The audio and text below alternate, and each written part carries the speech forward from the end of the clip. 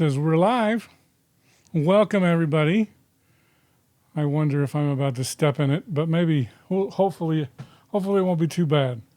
But anyway, I am, looks like we've already got some comments from people that are looking forward to it. Mormon Television, I can't remember who that is, says this is going to be a great topic. And Major Dundee said this ought to be interesting. So thank you. Hopefully you all are watching. Feel free to post some comments in here. I am a little nervous. I love to talk about all Mormon topics. And I'm going to be diving in. I need to look at my camera. It's up there. It's not on my laptop. But anyway, I'm starting to make some inroads into polygamy revisionism. I've actually been joining a lot of the groups and I'm trying to get acquainted with the arguments. I've talked to my good friend, Michelle Stone, and of course we disagree vehemently. I can't emphasize how much we disagree on this topic, but I just want to preface this and say I consider Michelle Stone a great friend. And so I try to be polite to everybody, but if people are not polite to me, I have a real hard time with it and I just don't want to deal with it. And I will defend Michelle to the death. So as we approach this fraught topic, I want you to know that if you treat Michelle badly, I'm not going to react well, even though I disagree with her so much on this. I want everybody to just be professional, be polite. I don't want to hear bad comments. That's a recipe for getting blocked. So at any rate, I've joined a bunch of groups and I'm trying to get acquainted with the arguments and I'm not acquainted with them yet. So I don't want anybody to think I'm an expert, but I do know some things. And I've actually been teaching some people who are not on my side about their own side. And so I'm going to dive in here. And if I can figure out what I'm doing here. All right. So the thing is, this is titled, I've got too many slides here probably. This is going to be a long presentation. But I had AI help me generate these. This is so great. The graphics are so much better than anything I would ever do. You'll tell the ones that I created because they suck. But anyway, the layered archive, we're one of the things that I feel like a lot of polygamy skeptics don't understand, and I think it was confirmed, is they haven't looked at the old RLDS arguments. And so a lot of times they say, no, our arguments are new. And there's some new stuff, but a lot of these arguments are old. And I think we're going to go through that as we go through this presentation. And let's see here. So I've got this broken up into 7 sections. The first section is the introduction and the RLDS foundation. So a lot of these arguments are really just new takes on old arguments.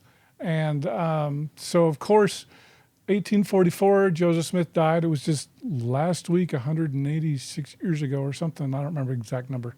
But at any rate, the succession crisis happened following Joseph Smith's death, and the saints were scattered.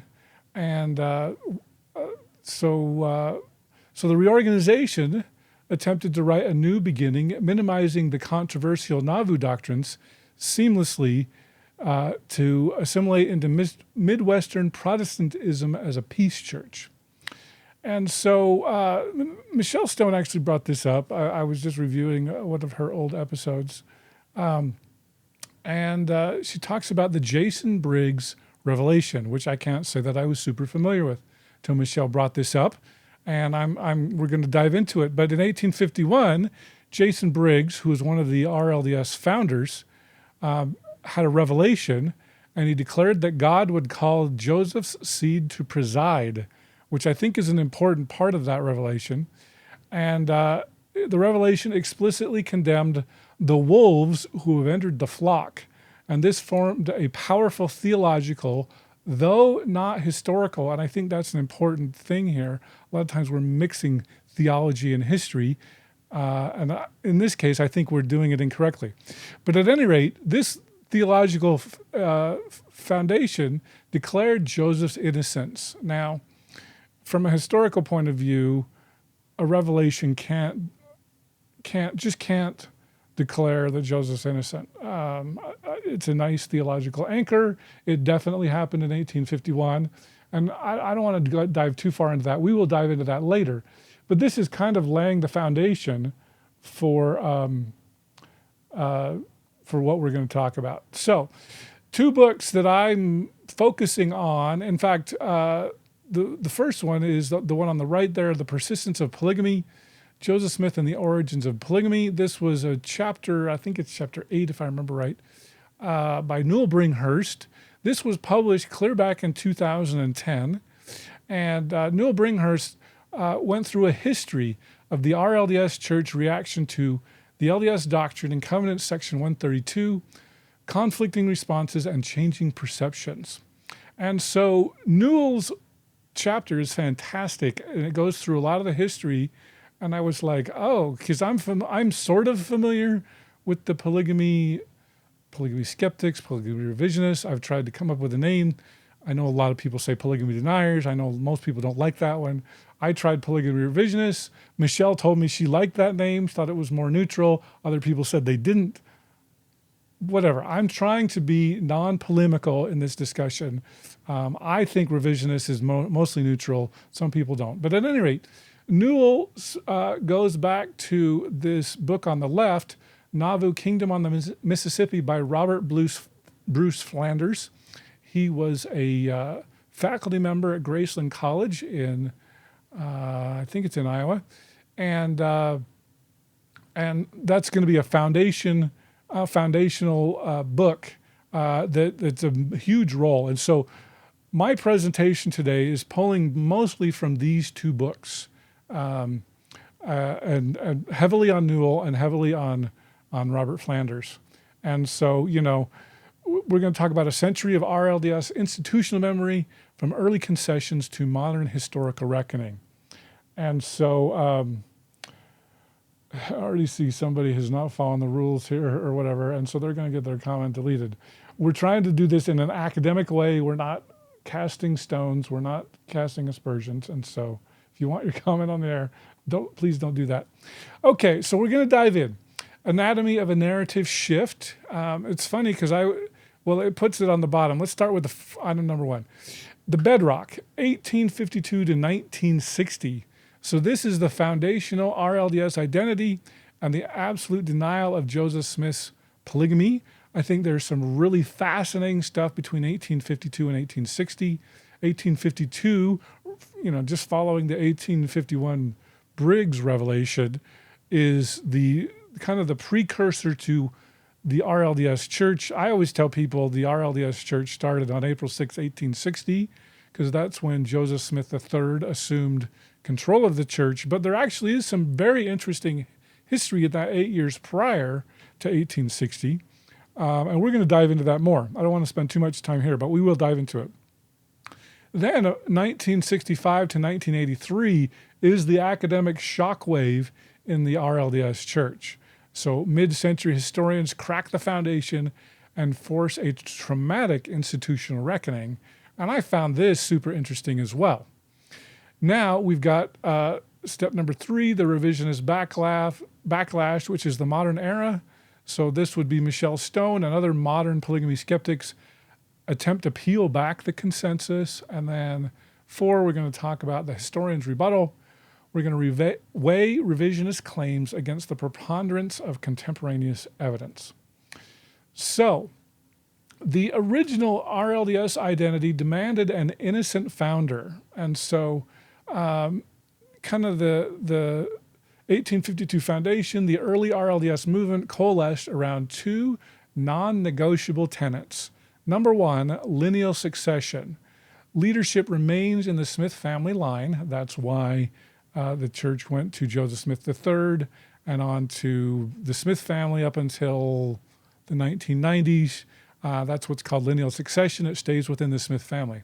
So that was one tenet. The other one was a fierce condemnation of plural marriage. And so there was a big theological stake in this. The RLDS Church wanted to prove Joseph Smith's innocence was not just a matter of history, it was a matter of survival and legitimacy against what they called the apostate Brighamite Church in Utah. And so jumping back to that 1851 Jason Briggs revelation, that revelation forged the cornerstone of denial. And so it was received November 18th, 1851 in a grove after Briggs was demoralized by the succession crisis and the spread of polygamy. I've done another presentation on the succession crisis, and of course John Hamer and Michael Quinn are huge experts. Of course, Michael Quinn has passed away. But I would just refer you to that, some other, just to let people know briefly, Alpheus Cutler, William Smith, James Strang, Granville Hedrick. Those are four. Lyman White. There's some other people that tried to take control of the movement. Of course, Brigham Young, and so between 1844, Joseph Smith's death, and 1852, a lot of people were claiming to leadership over the Mormon group. So. Key declarations: God would call upon the seed of Joseph to preside. That's what the Revelation said. And it condemned polygamous leaders and contrasted Joseph's purity with wolves who entered the flock. So for believers and modern polygamy revisionists, this text carries divine weight. Now, AI wrote that. I don't know if Michelle would say that. But for certainly the early RLDS church, it carried divine weight. I don't know how Michelle feels about it, but I know she talked about it.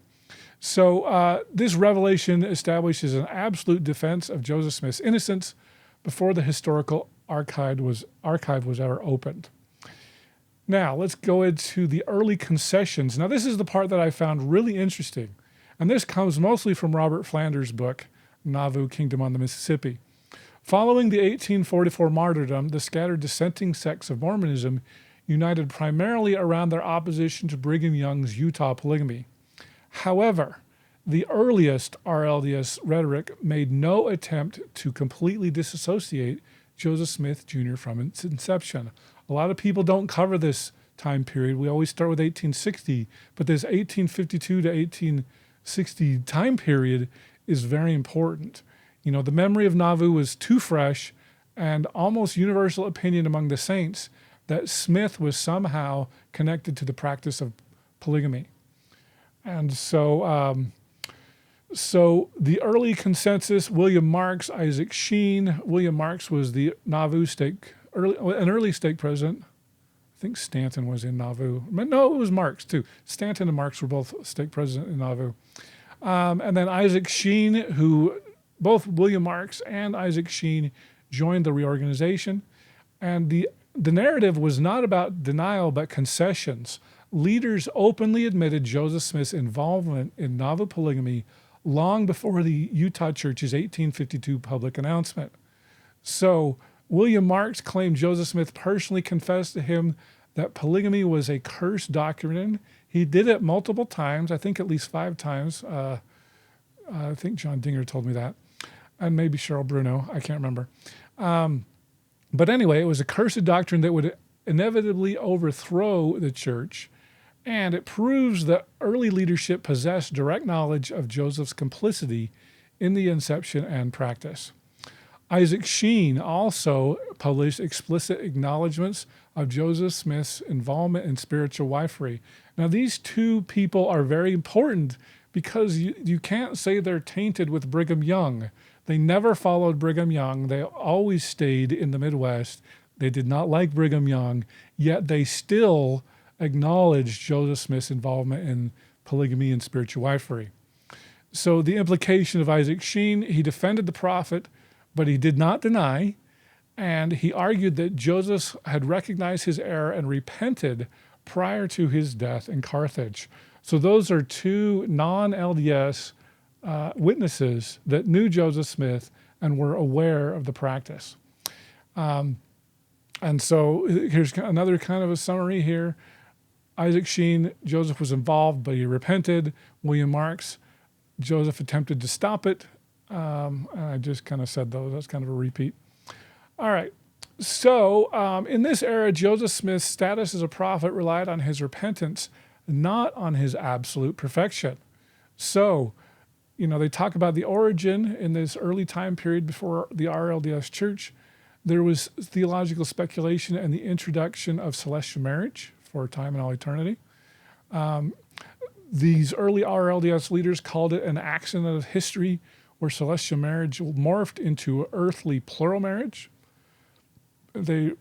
Both of them claimed that Joseph saw that it would cause the church ruin around 1844. Sheen says that Smith enlists William Marks to stamp out the practice. And then, of course, Carthage jail, Joseph was martyred June 27th, 1844, cutting his repentance short. And so, therefore, Brigham Young perpetuated the error. That's how early RLDS leaders explained it prior. They called it the reorganization between 1852 and 1860. So some people, I always like to say 1860 is when the RLDS church started. It's certainly when Joseph Smith III took it over. But there was an organization, they called it the reorganization, between 1852 and 1860. And those are the feelings of leaders back in the day. So Joseph Smith III takes over in 1860. Just as a reminder for those who didn't know, Joseph Smith III was only 11 years old when Joseph Smith died, so he couldn't have taken it over in 1844. So 16 years later, he's now about 27, 28. And so they started the church in Amboy, Illinois. And this is when the strategy shifts completely. Opposing polygamy is no longer enough. The church must now establish the absolute innocence of its founding prophet. Joseph Smith III, in his inaugural address, said, "I believe my father was a good man, and a good man never could have promulgated such doctrines."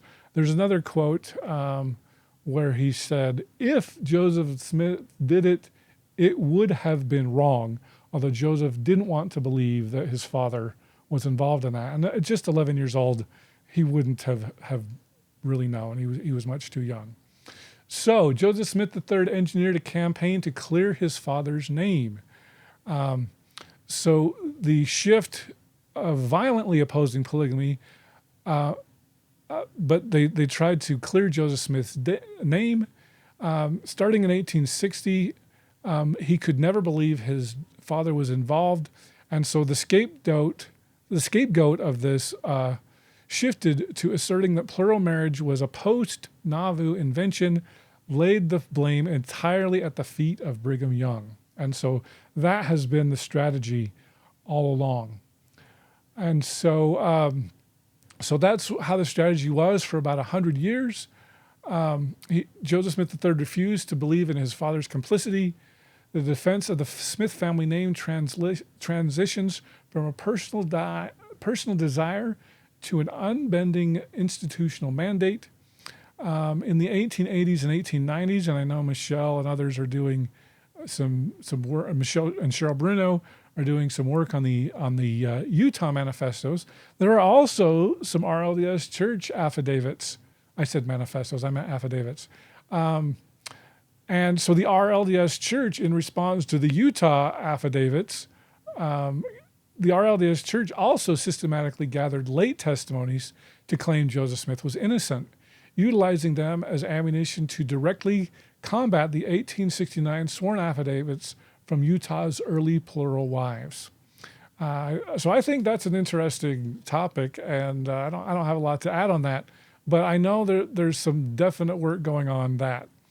And then, so the institutional narrative actively locks away the uncomfortable Nauvoo rumors, sealing the history and aggressively framing Brigham Young as the rogue sole architect of the practice. And you'll notice, so this has been going on for over 150 years now, pretty much. All right, and so The idea is they wanted to create a firewall around Joseph Smith and the founding family. They didn't want to blame it on Joseph Smith, the origin of polygamy on Joseph Smith. They wanted to firewall that around the Smith family. So they had to deflect it onto Brigham Young and the Quorum of the 12, who became the primary villains, as well as John C. Bennett, mayor of Nauvoo. And at one time, John C. Bennett was in the first presidency. He was excommunicated for unauthorized polygamy by Joseph Smith. And then Bennett became a fierce opponent of Mormonism. Now, another thing that they did was they said the D&C 132 is a Utah forgery. And so they referred to the Utah church or the Utah apostasy.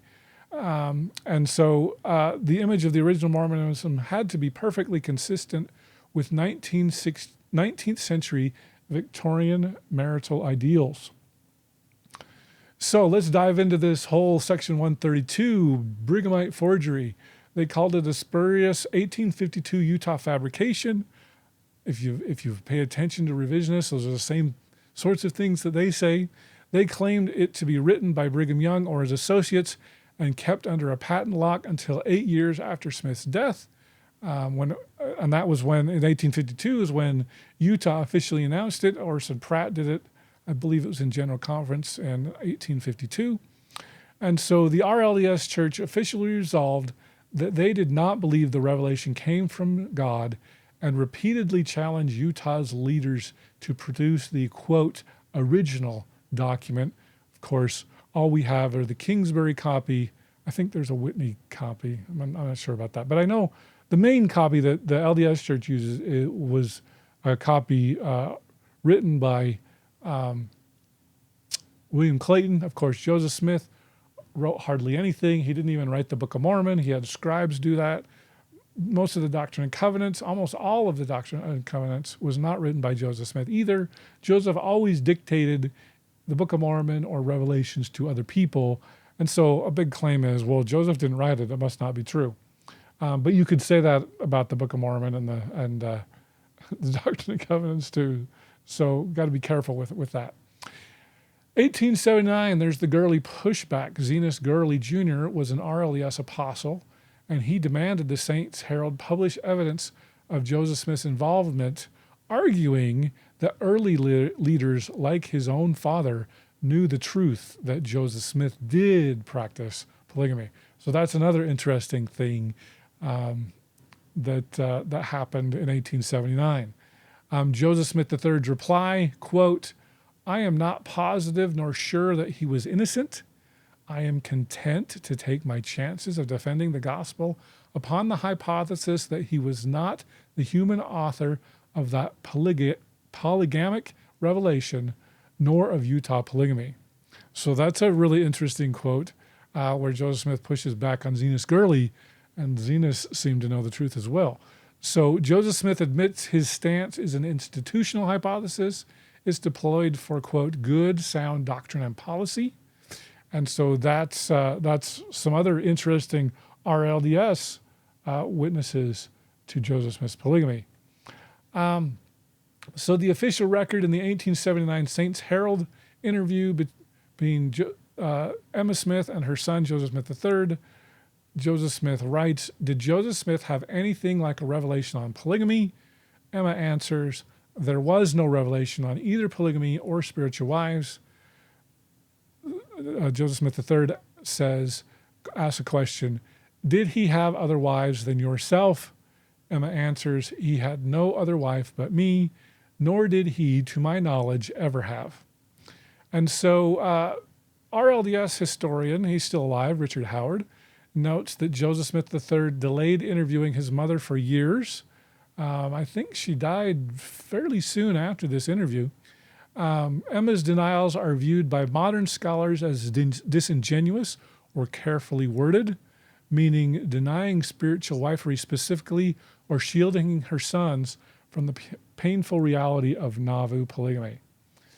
So the 1890 Temple Lot case, the RLDS Church sued for the possession of the temple property in Independence, Missouri. They sued what's now called the Church of Christ. That was a group founded by Granville Hedrick. And that group still, a lot of times we call them the Church of Christ Temple Lot, because they're the ones who own the location where the original temple in Jackson County, Missouri, which was never built, was supposed to be built. And so the RLDS Church sued the Temple Lot Church for that land because the RLDS Church said, we're the rightful owner of that. You guys are just usurpers. So the trial became a proxy war over the history of plural marriage, pitting RLDS witnesses who denied Joseph Smith's involvement in polygamy against Utah witnesses. The LDS Church actually did not want the RLDS Church to own the land, and so they assisted the Church of Christ Temple Lot with their paying for legal expenses and that sort of thing. And so the Temple Lot Church really relied on the LDS Church's plural wives who testified that they married Joseph Smith. Now, this is one of the big things that people who say Joseph Smith didn't practice polygamy love to trumpet is the verdict. U.S. Circuit Court Judge John F. Phillips ruled in favor of the RLDS Church initially, declaring that the practice was, quote, a dogma forced upon the Utah Mormons by Brigham Young and his fellows. So this initial legal victory provided the RLDS Church with a profound sense of vindication, cementing the myth of absolute innocence for another 70 years. You'll notice that modern revisionists have jumped on this bandwagon, and they will spout it as well. Oh, I was thinking, one of the other things about this case was it was overturned on appeal, and so that's why the Temple Lot Church still has it and are still the rightful owners.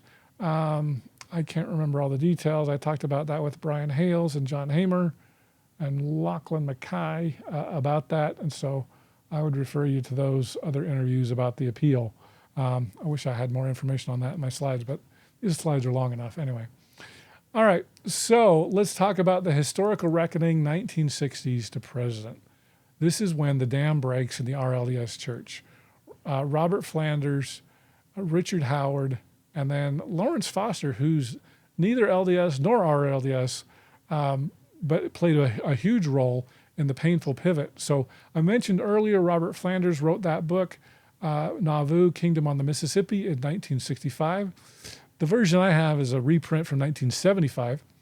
But at any rate, this book, and I think I might have it on my shelves around here somewhere, this book sent shockwaves through Graceland College by eroding the bedrock of the RLDS axiom of Joseph Smith's strict monogamy. So that was in 1965. 12 years later, Lawrence Foster, who retired a year or two ago from Georgia Tech University, he's a religious studies, I think he still teaches there in Atlanta. But in 1977, and by the way, he was a wonderful guest on my podcast as well. He did, and he's a former president of the Mormon History Association as well. He presented a pivotal presentation, raising hefty doubts so severe that they forced the RLDS First Presidency to officially investigate the primary documents. And I know that's a big deal. So the RLDS Church turned to Richard Howard and said, we want you to look into this, and we want to find out if Flanders and Foster are correct. Howard was a church employee, a trained historian, and so Richard Howard concluded that Foster and Flanders were both correct, and he said polygamy began as an accident of history directly linked to Joseph's evolving celestial marriage theology. We're jumping forward in time a little bit here with Grant McMurray. He was president of the RLDS Church in the 1990s, I believe, and he stated that no credible historian arguing today that Joseph had no involvement whatsoever. I've got a few more facts on here, I think. I guess it's coming up. And so this is when in the RLDS Church had to really do some soul searching. This is a time period where we refer to it as the New Mormon History, and the emphasis was on objective academic standards over institutional hagiography. Hagiography is kind of it's like polemics. You have an agenda. The agenda is to support your church. The agenda is to make Joseph Smith look really good. And so a new generation of RLDS scholars began to audit the church's archives, finding that the, quote, Utah forgery narrative was unsustainable against documentary evidence. And so, I mentioned that a little bit earlier. I've mentioned all this. There is kind of an interesting quote here, and I remember Larry Foster mentioning this in my interview with him, that it says it thanked Flanders, but I think she thanked Larry. Maybe there were two thanks, but I remember a woman thanked Foster and said something to the effect of, "Thank God someone finally told the truth. They always said my grandfather was lying, but they were the liars." And so that was interesting. All right, so let's talk a little bit about, Larry Foster's, Flanders already had made waves. Foster made more waves in 1977. And so those two raised hefty doubts about the Emma-only axiom. And I mentioned earlier that the RLDS Church already commissioned Richard Howard to investigate. He did a draft in December of 1982. Howard concluded Smith was directly responsible for the celestial marriage, and he calls polygamy an accident of history. This is all in Newell Bringhurst chapter in the Persistence of Polygamy, by the way. So the RLDS Joint Council finds Howard's draft abrasive, and so they retrieved all typed copies to prevent doctrinal tiffs and to demand heavy revisions. And so in 1983, Howard presents a watered-down version, heavily edited, and presented at the John Whitmer Historical Association, and it basically caused an institutional fracture. I should also add, it wasn't just this issue. In 1984, of course, you had another very divisive issue over women's ordination. And so these two things were, it was kind of a double whammy with the church there. And the church was in a lot of turmoil in the 1980s, for sure. And so it's interesting because Howard's presentation at the John Whitmer Historical Association, and by the way, that's coming up in September in Council Bluffs, Iowa. You should all go. If you register now, I think you get a discount. And you fly into Omaha. I know Southwest flies there. I'm going to be there. And so you can go see some of these presentations. I don't think we'll have anything as explosive as Howard's presentation was. But you had problems on both the left and the right. On the academic left, scholars like Imogene Goodyear attacked Howard's conservative framing. Howard later admitted that he regretted using the soft word accidental, stating he should have said fantasy or lustful paranoia. On the right, hardliners took out a full-page ad in the Independence Examiner defending the Emma-only narrative. Dissidents used the paper as a catalyst to split and form the Restorationist movement. And so really 1984, between the polygamy being revised in the RLDS Church and the women's ordination, that's really what caused, those two big issues caused what we now have restoration branches, conservative RLDS people who basically broke away from the RLDS Church, which is now the Community of Christ. And so in the midst of that, the First Presidency issued a press release distancing the church from its own historian, stating that the paper did not reflect an official publication of the church. So they wanted nothing to do. So they kind of left Richard Howard kind of out there to dry, even though they were the ones that commissioned him. And so so this is really when the dam breaks.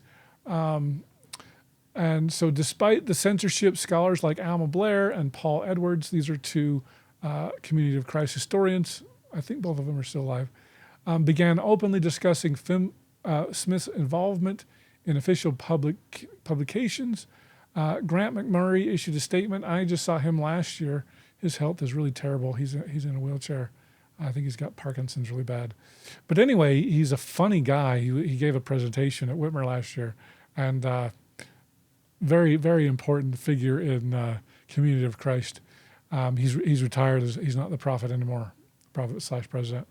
But he said, no credible historian is arguing today that Joseph Smith had no involvement whatsoever.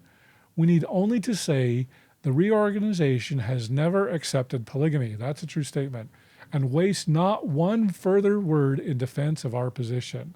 So, and I know that, I don't have it in my slides, but Stephen Veazey, who succeeded Grant McMurray, and Stephen Veazey just retired last year, he issued a statement in the early 2000s, I believe it was, and similar that basically the church doesn't have an official position on Joseph Smith's polygamy, but he said we shouldn't ignore that Joseph Smith likely did.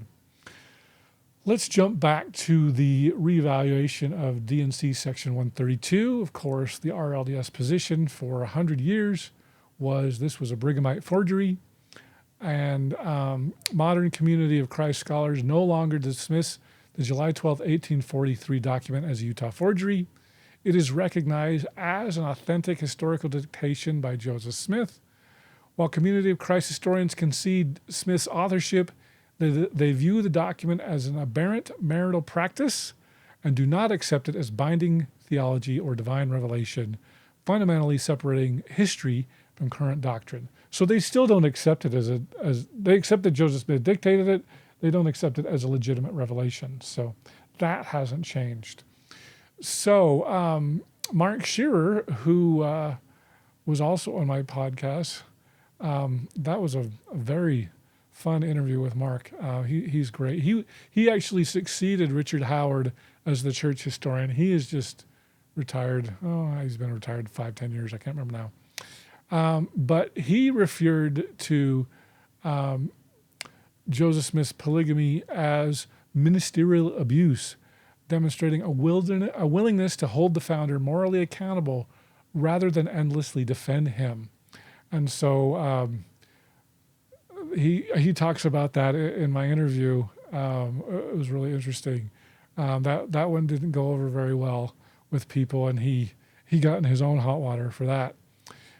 So he says that the roots of plural marriage are not in Nauvoo, but rather in Kirtland. He refers to Smith's relationship with Fanny Alger in the 1830s. We don't know exactly when that relationship occurred, but 1833 to 1836. I don't know. I think there's a lot of disagreement on that. I personally like Don Bradley's dating of that in 1836. I think it makes a lot of sense, but there are some questions about if it was as early as 1833. So, evolving perspectives. Charles Davies in the 1960s conceded in the Saints Herald, which is an RLDS publication, that Smith speculated on plural marriage, admitting, quote, those who believe this doctrine were wrong, but if Joseph Smith was one of those, he made an error.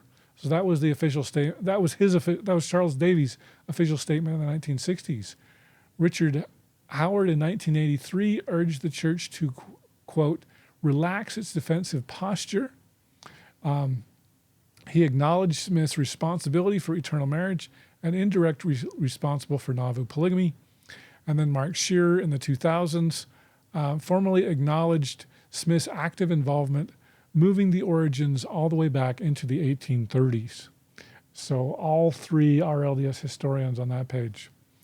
So let's move on. So I think that's an important foundation that a lot of even polygamy skeptics don't understand, and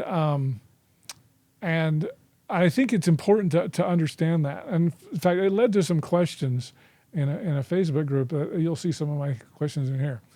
So I wouldn't have put that on there, but anyway, let's talk about Joseph Smith practiced and defended monogamy. This is one of the things that modern polygamy skeptics or polygamy revisionists say Joseph Smith was innocent. They often cite D&C 101, which advocated for strict monogamy. That was later decanonized when Section 132 was canonized. They took 101 out and they replaced 132 with it. So the modern polygamy revisionists blame rogue apostles Brigham Young, Heber C. Kimball, and William Clayton. William Clayton wasn't an apostle, but he's the guy that most people, if 132 had been written, it should have been in Clayton's handwriting because he was Joseph Smith's clerk.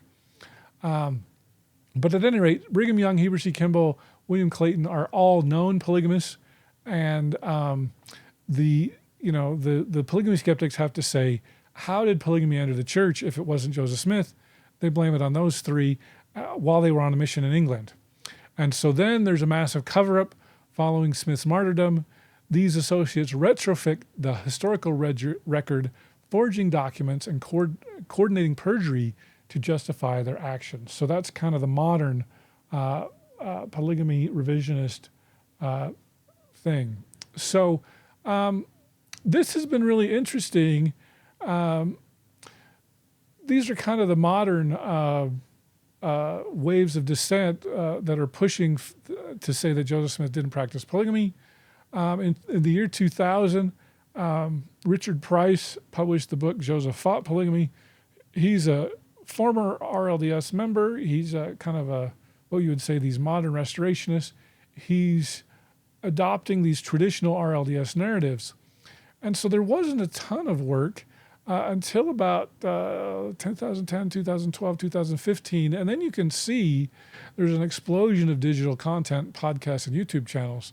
And so also around the 2012 to 2015 time period, Brian Hales published his 3-volume work on Joseph Smith's polygamy.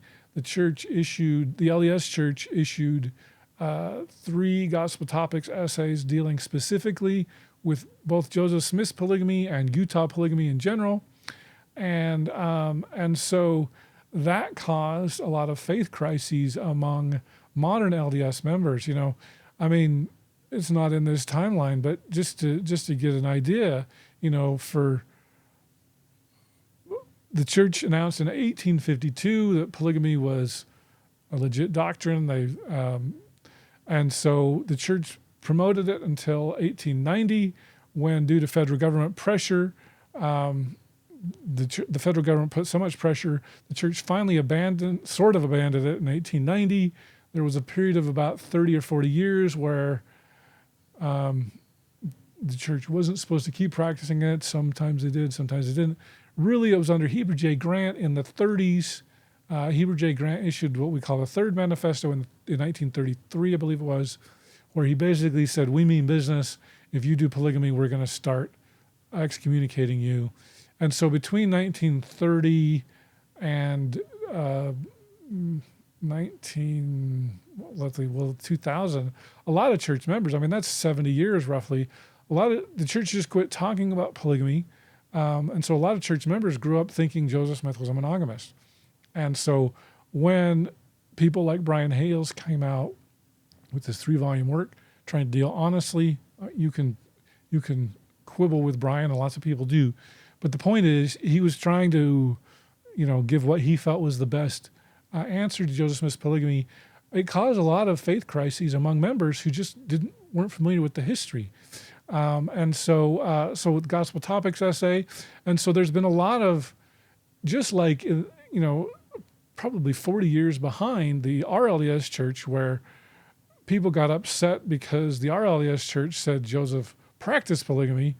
That same thing sort of happened in the LDS church, and a lot of people, from the 1930s on, who just weren't familiar with polygamy, were shocked to find out that Joseph Smith was a polygamist. And so you get a lot of more conservative LDS members that are now adopting these older RLDS arguments. It's been really kind of interesting. This was a funny slide that my AI messed up on. I'll tell you how that was in a minute here. So I just kind of explained most of that. For some reason, it included Meg Stout as one of the polygamy revisionists, but she believes Joseph Smith practiced polygamy, so she's on the wrong. She should be in blue on the left side there, along with Brian Hales and the LDS Church on plural marriage. So I moved her from the right side to the left side because that's where she belongs. But you have a real crystallized opposition between about 2013 and 2018. Denver Snuffer publishes his essay in 2015 about plural marriage. I just went to that website today to check it out. And he was on the Year of Polygamy, saying he believed that Joseph Smith didn't practice polygamy. That was news to a lot of people in a Facebook group that I published. They were like, oh, Denver wasn't one of the originals. And actually, what's not on this slide is 2010. Who am I missing? Rock Waterman. Rock Waterman should be on this slide. In fact, he should be above Denver there. In 2010, Rock Waterman posted on his Pure Mormonism blog, Why I'm Abandoning Polygamy. I think that was the name of Tyler, pretty close to that. And so he was one of the first, in fact, one of the first, to my knowledge, Rock's probably the first LDS member who embraced Joseph was a monogamist argument. And so in my mind, in fact, I think I've got a timeline up here sooner. Is it on the next one? It's not. We'll come to it. But I think Rock was the first person that I'm aware of, to publicly say that Joseph was a monogamist. And so you've got this battle for the Mormon soul. A lot of modern polygamy skeptics say that the traditional narrative triggers profound spiritual distress. Revisionist theories offer a deep psychological rescue by preserving an exceptional prophet and removing the cognitive dissonance of Joseph Smith's moral blemishes. That's one of the things that attracts people to it, because they want Joseph Smith not to be a polygamist. Now, the ecclesiastical price that a lot of these people are taking on is that researchers and influencers are facing active discipline, accusations of apostasy, and excommunication for publicly organizing against the establishing historical record. And that's happening. My personal opinion is I don't think people should be excommunicated for this, but I understand why the LDS Church, I don't agree with it, but I understand why the church is going after some of these, especially higher profile people that want to say Section 132 is a forgery, because it's such a foundational scripture in the LDS Church that the leadership certainly finds it threatening, and that's why they're going after these people. So I thought it would be interesting to dive in. I posted a question earlier in the week, wondering who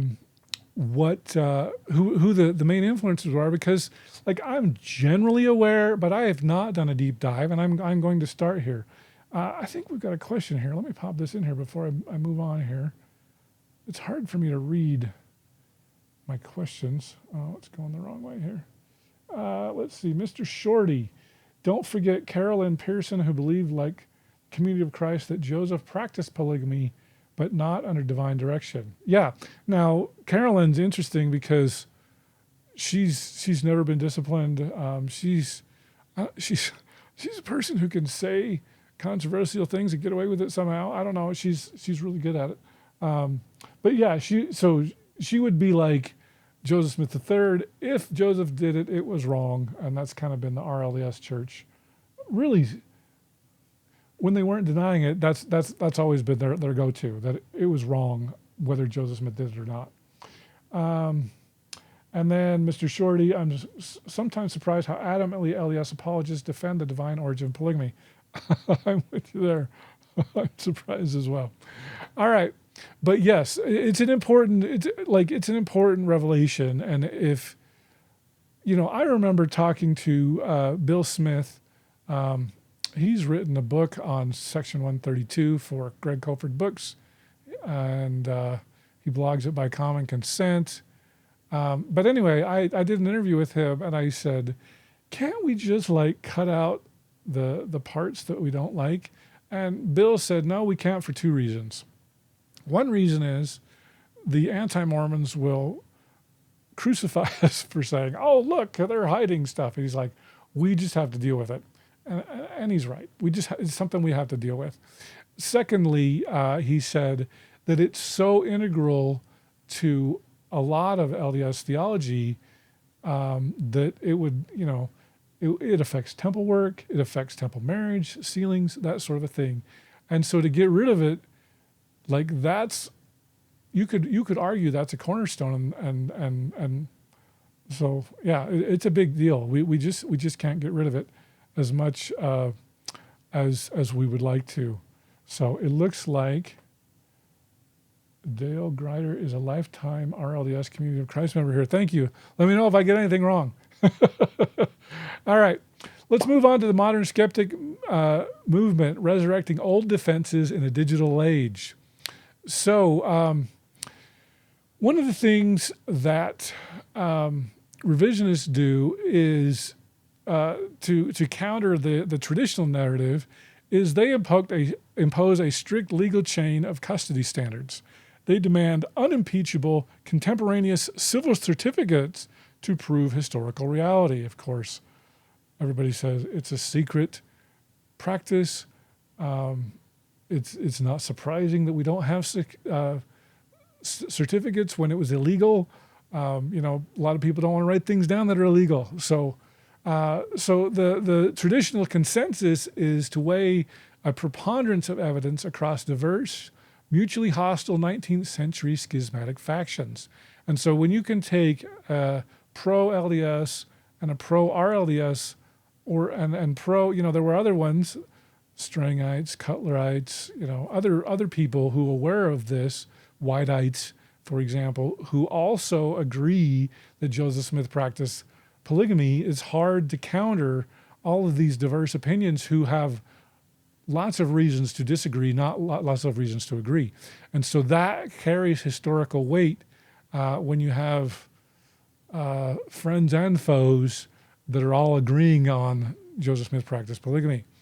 The revisionists systematically dismiss foundational text as forged, such as 132.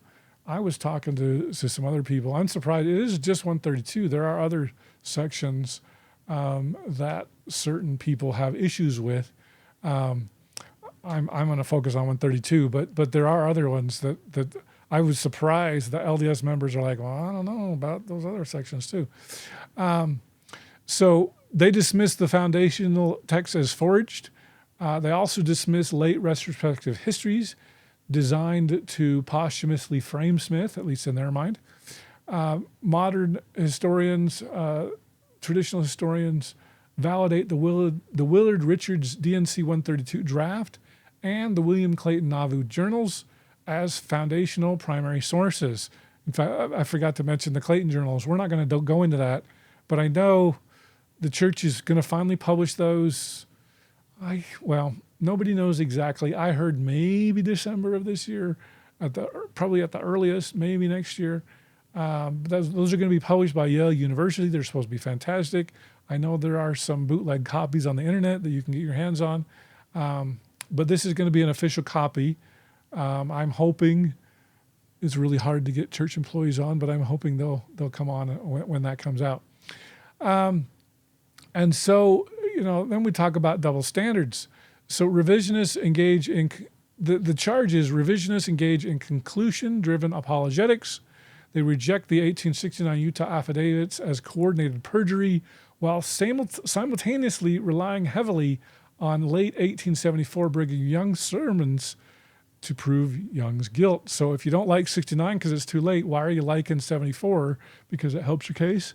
So it does seem like there is a little bit of a double standard there. The traditional historians contextualize late memories alongside contemporaneous documents. They expect differences among things, among witnesses. Oh, I'm on the wrong thing here. Let me just go to the next slide. Okay, So this was a thing that I posted, and I said, who are the biggest names, current and past thought leaders, YouTubers, writers for polygamy revisionists? I listed 10 here. This was just off the top of my head. A lot of people kind of liked my list as important, ranking them importance. You'll notice Rock Waterman and Denver Snuffer 7 and 8 there. And I said, who have I missed? I missed a whole boatload of people. You wouldn't believe how many people I missed.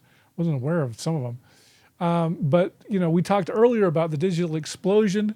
The movement aggressively abandons, so the polygamy revisionist movement aggressively abandons traditional publishing constraints. They don't publish in journals. They don't write books for the most part. There's some exceptions.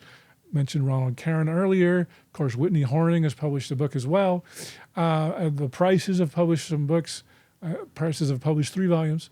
And so it makes it hard to track these because the discourse shifts to YouTube and serialized podcasts and live streamed interactive panels, and it's funny because I've experienced this too. If when a historian says something, they'll be like, what's your source for that? Well, when you're having a conversation, you're not footnoting everything. That's what you do in a journal. And some people expect that in a podcast, and it's the wrong medium for that. I've been trying to find, in fact, I'm going to throw this out here. I saw a thing about a person named Leo Ebert, who I wasn't familiar with. And the thing that I saw said he had published something in 2015.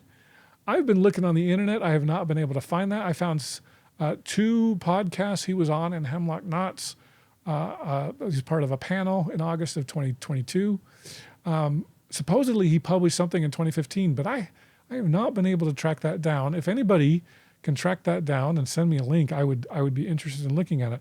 Like I said, I am not a polygamy revisionist. I disagree with it, but I am trying to make a good faith effort to understand what's going on, and so I would like to understand it better. I would like to. So if anybody can send me a link, it would be much appreciated. Because I got them on a timeline here of 2015, but all I could find was 2022. So anyway, this kind of marked the evolution of self-sustaining viral subculture capable of instantly reaching thousands of members worldwide and bypassing institutional gatekeepers. And you'll hear that a lot. If you're going to publish in an academic journal, it's slow, it's tedious, it's boring at times. And, you don't write, academics try not to write in sensational terms, but a lot of the podcasts out there, they're the National Enquirer, like they're here to drum up drama and to make it sensational, and they get a lot of eyeballs because of that very fact that they do. And so they're putting out a lot of material, and of questionable quality. They're not doing the academic standards that some are. And everybody knows, I think by now, Michelle has been accepted into a PhD program, and good luck to her. I think it's fantastic that she's going to get the education and everything. I'm jealous because I would like to do that, but anyway, good for her. So the constellation of modern skeptics. You'll notice Meg Stout, I tried to make her blue because she shouldn't be on this slide, but the rest of it I thought was pretty good, and so I just made her blue. She doesn't belong on that slide with the rest of them. But you can look at kind of Richard and Pamela Price as well as Rock Waterman. Those, the Prices were about 2000 when their book was published. Joseph fought polygamy, and then Rock Waterman had that blog post, Why I'm Abandoning Polygamy. Some of the big influencers you have, Denver Snuffer, although Denver hasn't done much for years, and I don't know that he's talking about it. If he is, let me know. I'd like to know about it. Whitney Horning is a big name. Jeremy Hoop from the Still Mormon podcast. Michelle Stone, 132 Problems. She's just re-upped that again, so she hasn't published all of her episodes. I don't know who Doug Knighting is, but supposedly he's the name. And you can see the constellation. Other big names that I'm familiar with, Gwendolyn Wine, Rob Fotheringham, Mark Curtis, Karen Hyatt, Connor Boyack, Watcher Palmer. Those are the ones that I know. The rest of them, I'm looking and I'm just not familiar. Ronald Caron, I know him. Leo Ebert is new to me. I don't know. Anyway, the rest of Justin Griffin, that's another one that I'm kind of familiar with. But the rest of them, it was amazing when I was like, who else is in here? And I couldn't believe. So I kind of like this constellation here. It's pretty good. And so anyway, but one of the things that really surprised me about, a lot of the skeptics are like, well, we know more than those stupid traditional historians. And somebody asked, why is Denver Snuffer on the list? He was relatively late waking up and taught by others on your list. Now it's the other way around. Initially, he had no issues with polygamy. And so I've looked and I was correct. Denver predates everybody. He was back in 2015. And of course, Rock Waterman, 2010. Anyway, so that was... I remember saying, I find it odd I'm educating people about this. Like, I thought you guys were learning all this stuff. How am I teaching you guys about polygamy revision, about the history of polygamy revisionism? The prices probably were the first. They're RLDS. And so anyway, this is kind of a timeline. The Richard and Pamela Price published Joseph Fought Polygamy in 2000. They've published two other books, I think 2014 and 2018, if I remember right. And then Rock Waterman, I've mentioned that a few times. That was highly influential. He was on Mormon Stories with John DeLynn, and I think he was on Lindsay Hanson Park's Year Polygamy podcast as well. So he was influential before everybody. So it's weird to me that the quote unquote institutional memory has already forgotten Rock and Denver as being like, what do they know? They weren't around, but they were some of the first. And this was a question that I had. Why are so many LDS embracing RLDS arguments? I mean, I understand the prices. They have an RLDS background, so I understand why they believe as they do. But why are so many LDS jumping on the prices bandwagon? That doesn't make sense to me. I had a really good answer from this. Unfortunately, it got deleted. I don't know really why, but I have an idea.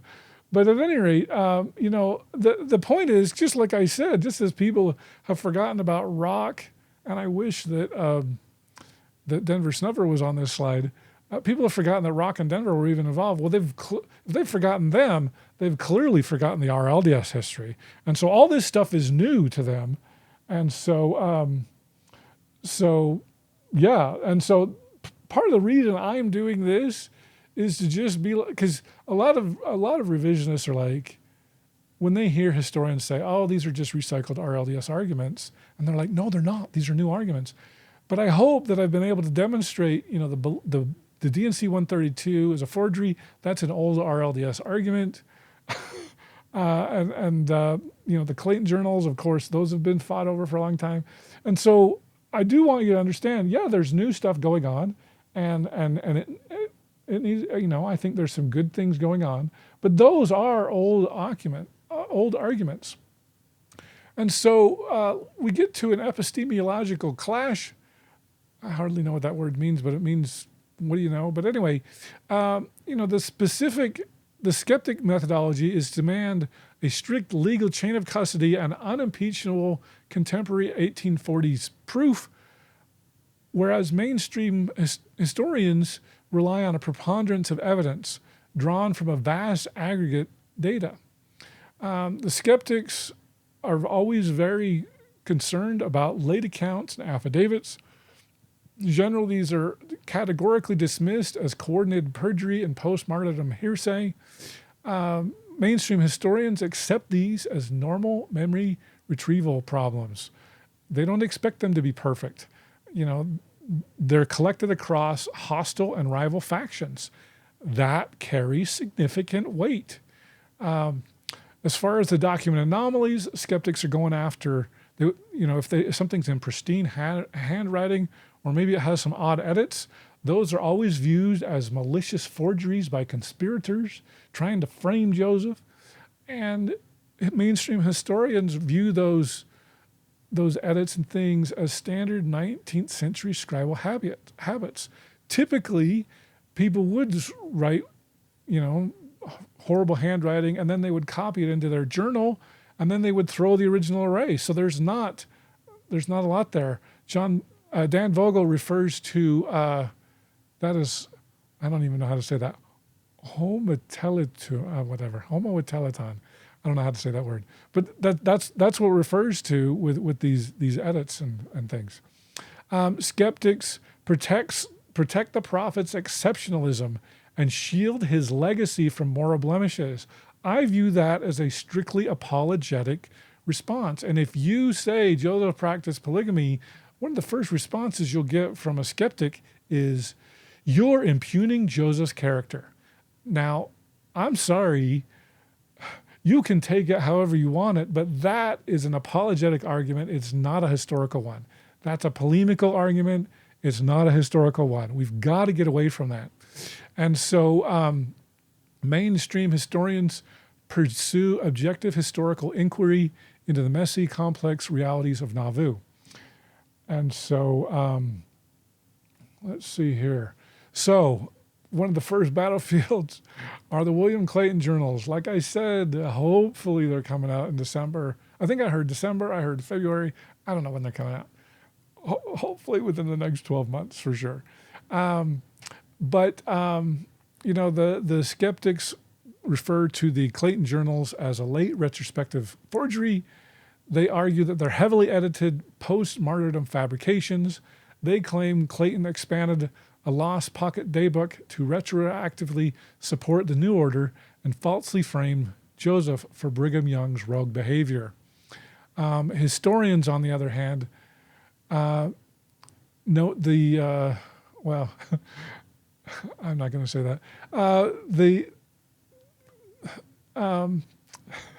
Maybe I should. I don't know how else to say it without saying it. So realize, well, I think it was Dan Vogel that said that. I don't remember. But anyway, so historians note the mental gymnastics of demanding messy daybooks as copying rough notes into pristine formal journals was a standard practice. Redactions likely hid embarrassing emotions of a young missionary, not a grand conspiracy. I think he's talking about the England journals that I know Jeremy Hoop has been working on. Let's go to battlefield number 2, DNC 132. The lack of a verifiable paper trail. There's the story that Hiram brought the original 132 revelation to Emma. She was so angry they threw it in the fire, and supposedly that was the one written by William Clayton. And so the revisionist argument is, so then they just invented this one from Joseph Kingsbury, and it's suspect because Kingsbury was not a known scribe of Joseph, which is true, but Kingsbury also was highly involved in plural marriage, so he does have a reason to be involved and maybe wanting a copy of that. And that's the main copy that the LDS Church refers to as the Kingsbury copy. But at any rate, the lack of verifiable paper trail prior to 1852 invalidates the document. That's the argument of revisionists. Textual anomalies are viewed as evolving, malicious draft edits created years after Smith's death by Brighamite leaders. I want you to know that's an old RLDS argument. A lot of modern people are using it today. As long as you understand that's an old argument, I just want to make sure that people are aware of that. This is not a new thing. It may be new to you, but it's not a new argument. The standard historians, textual anomalies are easily explained by the standard errors like, oh my gosh, how am I going to say that again? Homoetuliton. I hope I said that right. That's an I, a scribe's I skipping between identical words. Maybe they're on two different lines or whatever. Furthermore, the theological origins are independently confirmed by diverse, mutually hostile, schismatic groups. I feel like I'm repeating myself, but I put a couple different slide decks together, so I apologize. Battlefield number 3, the RLDS historical shift. So there are those who claim that this was driven by liberal secularism. Skeptics argue that the RLDS admission of Joseph Smith's polygamy was motivated by a desire to ecumenically rebrand as a Protestant peace church, deliberately ignoring their own 1880s affidavits to minimize their Mormon roots. And I've heard that, I can't tell you how many times. That's not just a skeptic argument. There's a lot of Community of Christ members who complain about that too, because it's not just this issue that is liberal. Historians, on the other hand, counter that the shift was forced by an undeniable internal documents. These are RLDS historians I'm talking about.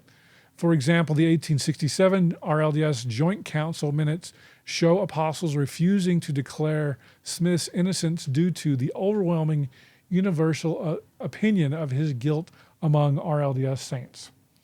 And so that's ignoring the LDS Church. These are RLDS claims here.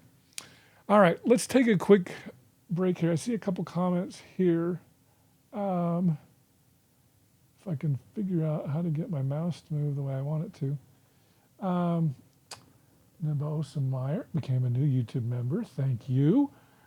He's different. It wasn't to frame Joseph to prevent his children from taking the throne away from the 12. That's another argument. That's not in my slides, but I've heard that one as well.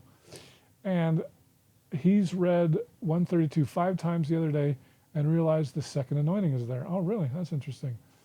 The poor RLDS didn't have the records. They wanted to embrace Joseph Smith, but had no idea what the LDS was hiding from them. Okay? I don't really have any rebuttals or anything to that. But let's dive into Michelle Stone with her podcast, 132 Problems. I know before she took it down, I know a lot of people, me included, were like, oh, I got to get all these before they go down. And I believe it was her episode 56, and I remembered it because she's mentioned it several times, that she does a podcast episode specific because she was tired of hearing people say, well, look, even the RLDS church has come around to Joseph's polygamy. And so she wanted to go in and refute that. And so I don't know. I know she's kind of back. It's a lot of work to put those episodes back up. So I'm kind of working off of what she published before. I don't know what her current things is. I do know she said she doesn't always stand behind. And so I don't know if she stands behind this or doesn't stand behind this. But I just want to go through the episode 56 where she talked about this. And so she argues that the RLDS shift was purely a push for liberal secularism to minimize their Mormonness, which we mentioned on the previous slide. And so the reality is internal memos from RLDS historians confirmed the shift was reluctantly forced by undeniable, rigorous academic scholarship, not merely theological rebranding. And so I want to point back once again to Robert Flanders, Richard Howard, and who's the third one? Mark Shearer, and who's the one I'm missing? Anyway, the idea is those guys are all credentialed historians. If you come to Whitmer, you will probably meet them. Mark Shearer usually comes. Richard Howard usually comes. I haven't seen Robert Flanders there. I know, these guys are getting up in age, so that's part of it. But I would not be surprised if he was there. And I don't know him very well, and so maybe he's been coming and I just haven't seen him. Michelle goes into the William Marks reinterpretation. And by the way, Cheryl Bruno and John Dinger have done a fantastic biography on William Marks that I gave it an award, a Gospel Tangents Award, which doesn't mean much, but I thought it was fantastic. So Michelle theorizes that when Joseph said, I have been deceived to William Marks, he meant he was deceived by the brethren who were secretly practicing it. So Joseph was saying that he was deceived essentially by Brigham Young and others, not that Joseph Smith had been deceived. That's how Michelle is interpreting what Marx said. And so the reality is the 1867 RLDS Joint Council explicitly refused to declare Joseph's innocence due to almost universal opinion among the saints of his guilt, contradicting the idea of a misunderstood confession. So that directly contradicts. And I don't think Michelle covered that in her episode. So anyway, Michelle also claimed that historians unfairly dismiss hundreds of late RLDS affidavits defending Joseph's innocence, and I know she's working on that right now. Mainstream scholarships, in fact, that'll probably be coming out in the future, I assume. Mainstream scholarship notes that these late testimonies were generated specifically, the RLDS testimonies were generated specifically to combat the Utah affidavits. So if she's going to throw out the Utah affidavits, she should also throw out the RLDS because they're even later than the Utah ones. And they're overwhelmingly contradicted by pre-1844 Nauvoo documents as well. And so there's more than one set of affidavits. You've got the LDS affidavits and you've got the RLDS affidavits. I'm on the wrong thing here. Okay. So just to reiterate, Stone asserts that RLDS leadership did not change their stance because of overwhelming evidence. Leaders eagerly seized upon historical ambiguity to distance themselves from Joseph Smith, the Book of Mormon, and the One True Church in order to become mainstream denomination and to be part of the Peace Church rebrand starting in the 1960s.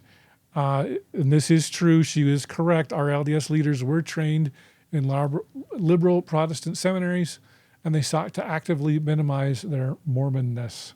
So on the one hand, she's right about this. She's partially right about this liberal secularism push. But, she claims that Howard's 1983 paper was not good history because it ignored the foundational 1851 Briggs revelation declaring Joseph Smith's innocence. But that's a revelation. That can't be, that's not a historical document. Like, he could, I'm sure he did have a revelation that Joseph Smith was innocent, but that's not valid evidence of history. Anyway, I completely disagree with Michelle on that. Marx claimed Joseph confessed polygamy was a cursed doctrine. Stone theorizes Joseph meant he was deceived by rogue brethren. I mentioned that before. And this is really a repeat of what I've already said. Stone argues the mainstream historians unfairly ignore the 1880s and 1890s affidavits, but she's trying to throw out the 1869 ones from the LDS Church. So I don't know how she can claim that the 1880s and 90s ones from the RLDS Church are any better than the 1869 ones that she doesn't do in her thing. So anyway, so just want to mention once again, the catalyst for the RLDS Church traces back to Robert Bruce's Flanders Nauvoo Kingdom on the Mississippi. And he became the first modern RLDS scholar to implicate Joseph Smith in the origins of celestial marriage and polygamy. Flanders stated by 1843 the doctrine was, quote, formally woven into the fabric and sacred observances and called D&C 132, a document alluding to a new rite. And so, of course, just as a reminder, what we talked about earlier, it shocked the RLDS establishment, prompting older members to admit, well, some elders, thank God someone finally told the truth about Nauvoo. Anyway. So, Michelle talks about the 1851 theological cornerstone, which is the Jason Briggs revelation. So I think that revelation is important for understanding the RLDS theology and mindset and identity, because that's kind of a founding document of the RLDS Church, and it explains why, especially when Joseph Smith III took over, why they were so bent on proving Joseph Smith's innocence. Because it's kind of a founding document, but it's not good historical proof that Joseph Smith didn't practice. It's a theological document. So mainstream historians argue that this confuses theology with history. The 1851 revelation holds zero evidentiary value for constructing the factual private events of 1843 before Joseph Smith's death. And so the revisionists claim that Howard invented the narrative and ignored contrary evidence. The historical census cites the 1867 RLDS Joint Council, which tabled a resolution of Joseph's innocence because of almost universal opinion among the saints of his involvement. I know I keep repeating that, but it's important. The revisionist argument that it was shifted by a liberal secular agenda. The historian's argument is it was forced by undeniably primary scholarship by both Robert Flanders and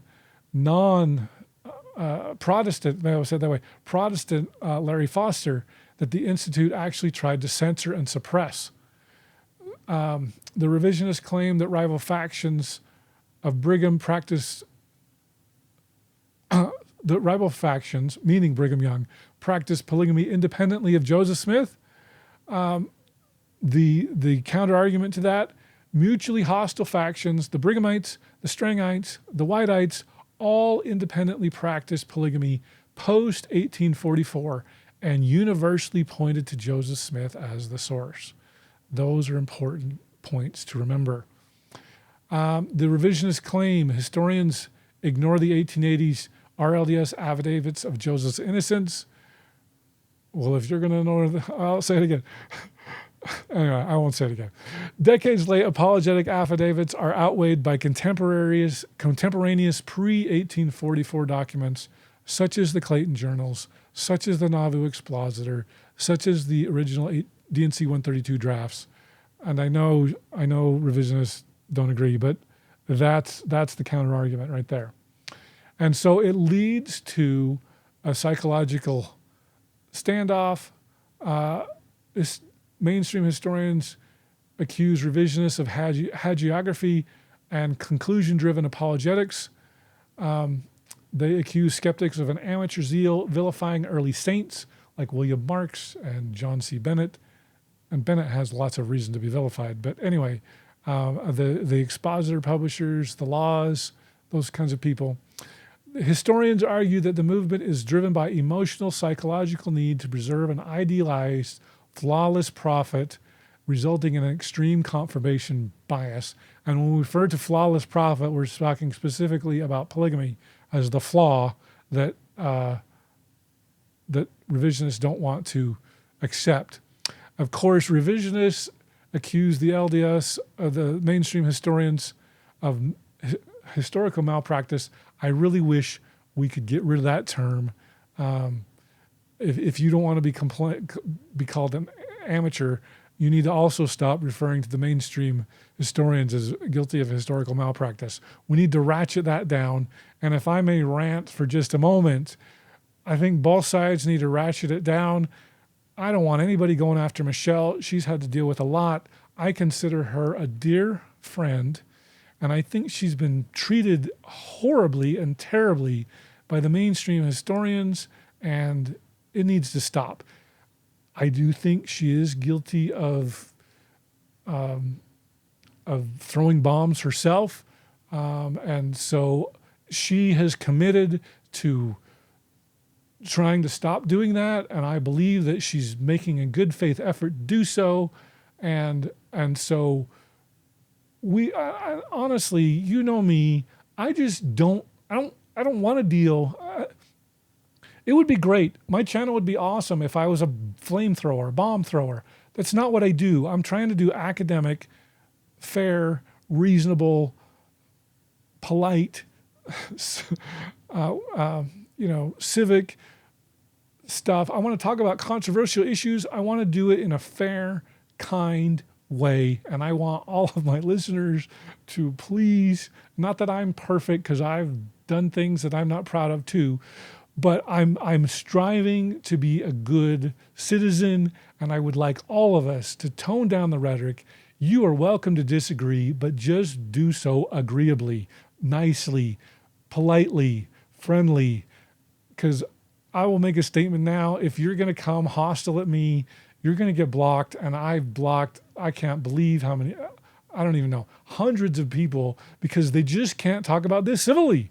And I won't put up with it. I won't. So if you want a chance to comment and to be my Facebook friend, you've got to be civil about it, or I will block you. Like, I don't even hesitate. First time. Like, anyway, so that's enough of that rant. Anyway, skeptics accuse academia of uncritically accepting and repeating earlier claims ad nauseum out of sheer arrogance. Not completely without merit, I will say. They claim historians utilize ecclesiastical threats. I would say some do, but most do not. And intimidation, some do, to silence document-based dissenting research. And so I think both sides have some fair claims here, some reasonable claims. Both sides have been treated badly, and we need to stop the back. And I would, here, if I could pop this in here. Thank you, Mr. Shorty. Well said. Can we talk civilly about hard things? I want to quote Rodney King. Can't we all just get along? And then I think this was a joke. Neb Hosa Meyer, don't block me, bro. I have no intention of doing so. You've been very friendly and nice. So anyway, let's see here. The enduring battle for legacy, the debate over provenance of Nauvoo documents has transcended academic history, whether viewed as dangerous historical malpractice, or righteous defense, because I do know some people that are very righteously defending Joseph Smith. Of a maligned prophet, the polygamy revisions movement proves one thing: the battle over Joseph Smith's legacy is as live, volatile, and deeply personal today as it was in the days immediately following his death. I absolutely agree with that. Anyway, I would love to calm down the tensions. That's my goal. All right. So I want to, as we are getting close to the end here, I wanted to go through kind of the three paradigms of polygamy. The traditional RLDS narrative from 1860 to 1960 was that Brigham Young was the inventor of polygamy. It was a Utah invention. Joseph Smith was absolutely innocent. He was framed by his enemies, and the Briggs revelation and the 1880s affidavits proved their point. The modern RLDS consensus from 1983 to present is that polygamy was a Nauvoo temple theology of celestial marriage, that Joseph Smith was directly responsible for the theology, he was heavily involved in the practice, and that contemporaneous Nauvoo journals, broad factional consensus, confirmed that Joseph Smith did practice and teach polygamy. The modern revisionists, going back to kind of the same thing that the traditional 1860 to 1960 did. Spiritual wifery was imported. Well, this is a little bit different because I don't, and maybe, at least I don't remember this. Spiritual wifery was imported from British missions by rogue apostles like Brigham Young, Heber C. Kimball, those sorts of people. Joseph Smith was a strict monogamist. He was a victim of a posthumous conspiracy. And the public canon, the 1835 article on marriage, which is now the decanonized 101 revelation. I wonder if that's still canonized in the Community of Christ. Does anyone know? Let me know if you know. But they reject the chain of custody on the Utah documents. And so you can really see there are some new wrinkles with the revisionists, but a lot of them are very...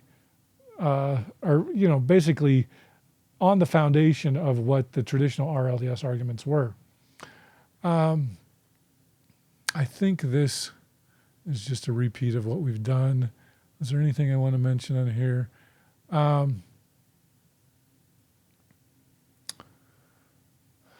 I think we're good. Oh, except for I will do that one in the bottom right corner.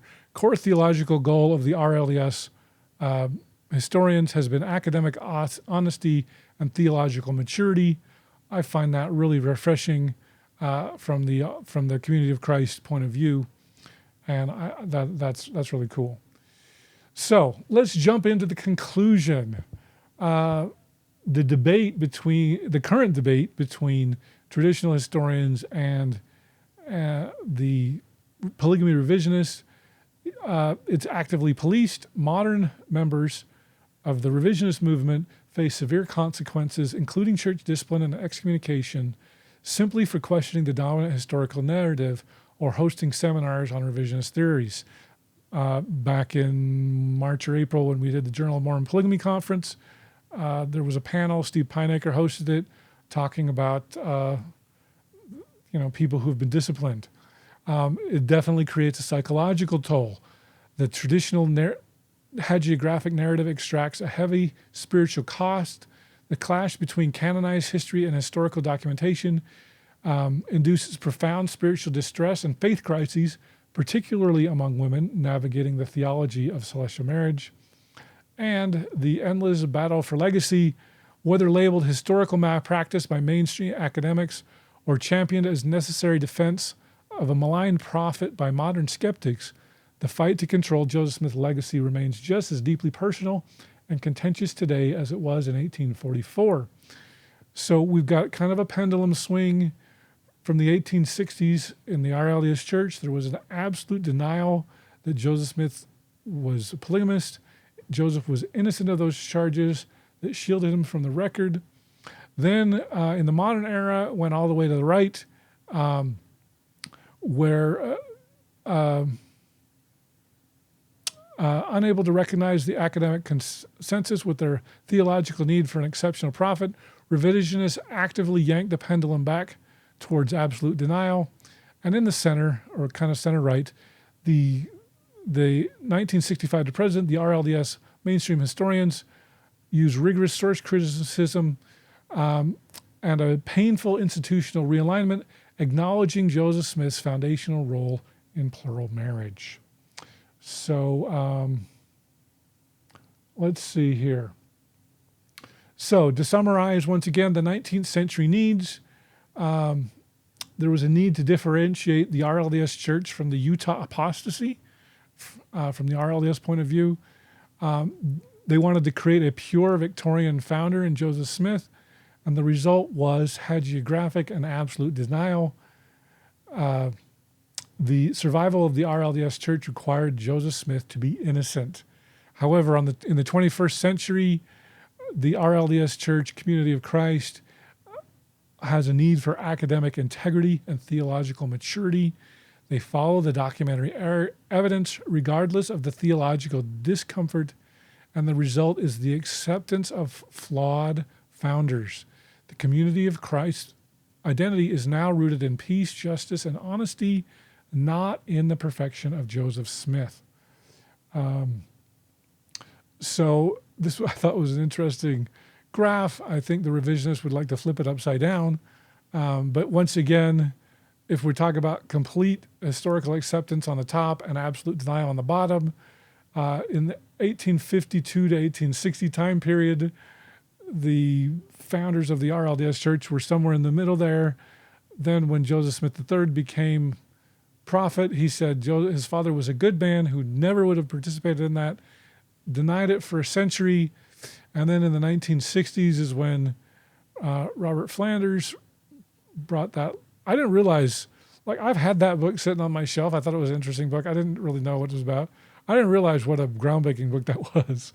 I just got on eBay or something, used book.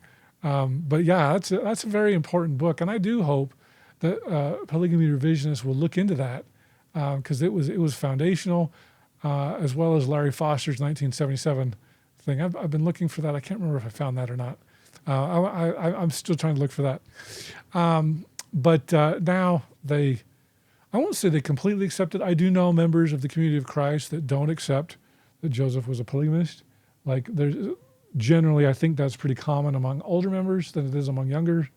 But at any rate, the RLDS Community of Christ journey regarding Joseph Smith's polygamy is a 150-year masterclass in historiography. It reveals that for over a century, the debate over Nauvoo documents was never just about discovering new facts. It was a battle over ecclesiastical and psychological identity of a church. Ultimately, abandoning the myth of a flawless founder did not destroy the church. It allowed it to mature. So, I finally made it, as Forrest Gump would say. That's all I have to say about that. Now, if I can figure out how to fix this.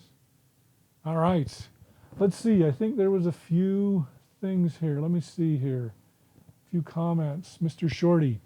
I think it's interesting how theological maturity is their ability to accept Joseph Smith as a founder, as a prophet founder, and that he made mistakes. And it's funny because the LDS have this saying, well-known saying, everybody knows it.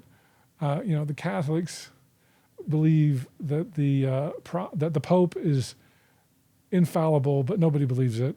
Whereas the LDS believe the prophet is infallible, but nobody believes it. So, we've got to get over that. Nebuchadnezzar Meyer, did they perform the endowment in the Council of 50? That's a good question. My recollection, I would say no, and here's why I would say no. Because there were non-members or maybe I should say non-member. There's only like one, maybe two, that were non-Mormons. They could have been Masons, perhaps. I'm not sure. That's not my specialty there. But I would say they probably did not. But they did do a lot in the Council of 50. I know enough for what I need to know for my paper on Joseph Smith's pregnancy. But I'm not a Council of 50 expert. I might have to start becoming one. Also, he didn't mention Joseph Smith once in his memoir. I don't know who he is. I was surprised, and his recollection of Hiram was negative, oddly. Who is he? I'm not sure who you're referring to in that comment. So that's interesting. But anyway, I don't want to keep you guys too... Oh, Joseph Smith III. So Joseph Smith III didn't mention Joseph Smith once in his memoir. I was surprised, and his recollection of Hiram was negative. Well, you got to remember, Joseph Smith III was only 11, so he didn't really know his dad that well. I mean, my sister died at the age of 36. I think Joseph was... How old was Joseph? He was 38, so about the same age. And her oldest was about 10, and he doesn't have very memories of his mother, which is so sad to me, because I have lots of memories. I'm sad that he didn't get to know her. So I'm not surprised that Joseph didn't have that many memories of his father. So anyway, so thank you everyone for joining me. That was a little longer than I usually go, but I just wanted to get that out there. I think it's important to understand the RLDS arguments, and they've been around for a century, and so if you're going to claim that you've got all these new arguments, you should at least know what the old arguments were. So do you want to hug those Smith boys, especially David Smith? For sure. For sure.